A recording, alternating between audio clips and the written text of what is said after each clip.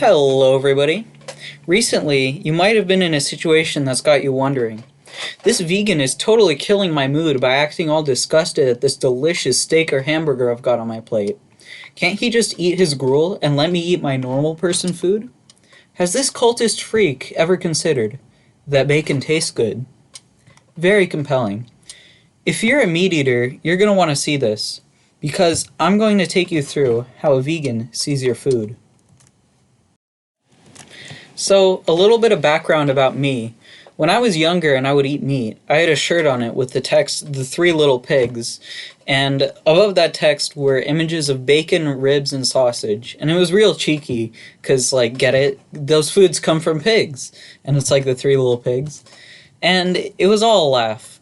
So, to my experience, meat eaters see their food as just conceptually related to the animal. Like, ribs and drumsticks are just juicy food that happens to be served on sticks, which we arbitrarily call bone. The names of the foods also tie into this. Pork, beef, mutton, turkey, duck, cod, salmon. I already said turkey, so chicken, snails. And I think that's most of the common ones. Do you notice a pattern?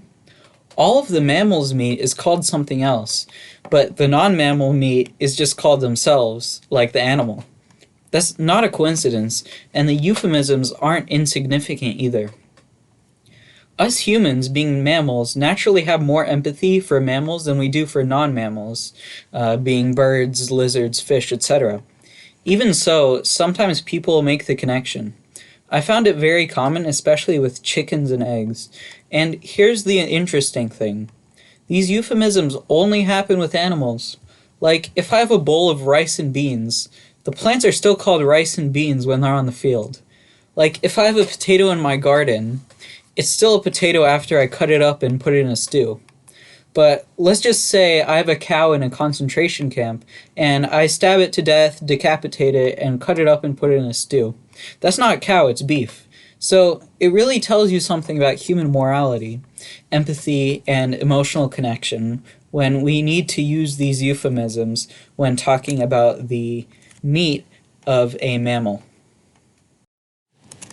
Sometimes people even make up little stories in their head to rationalize the use of the animals for food, such as the happy cow fantasy or the free-range chicken fantasy. The personification of this is the logo of the Laughing Cow Cheese Company, which you may have seen. I've got to tell you guys, if you still believe in the apocryphal grass-fed paradise, where the cows just have one bad day and they don't see it coming, or commercial free-range eggs, I've got a beautiful bridge in San Francisco I'd like to sell you. And the thing is, all the propaganda that we were fed as kids is still there as adults, whether we consciously believe it or not.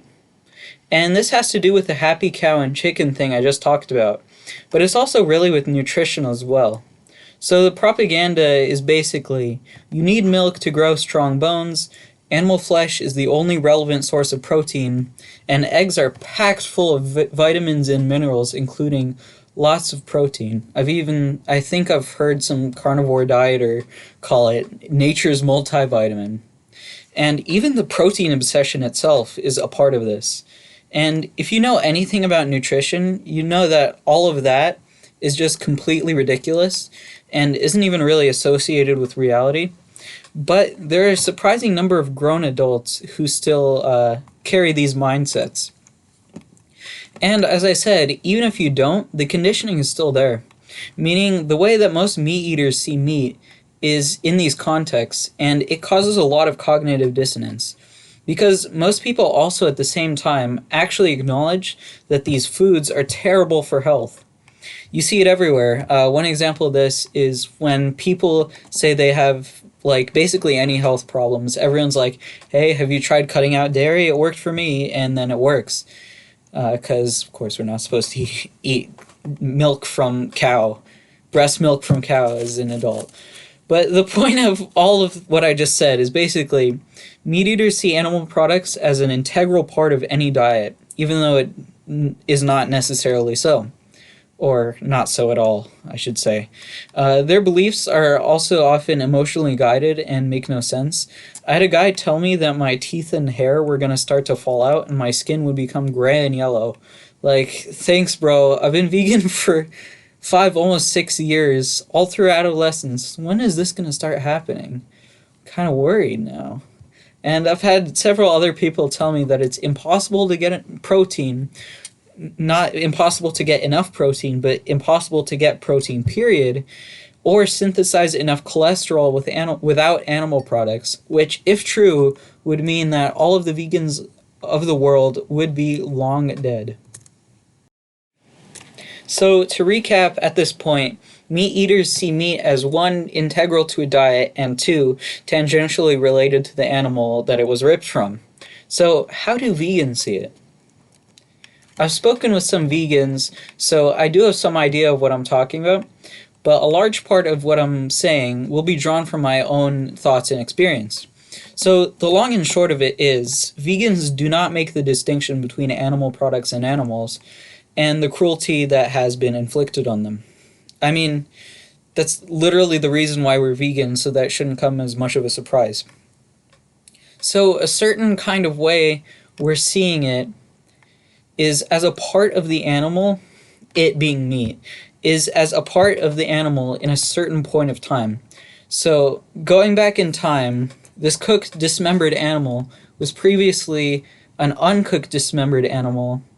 This is probably mirrored, so cooked dismembered animal, previously uncooked dismembered animal, and then previously a dead non-dismembered animal, and then previously a live animal which was stabbed to death or put in a gas chamber and most likely decapitated.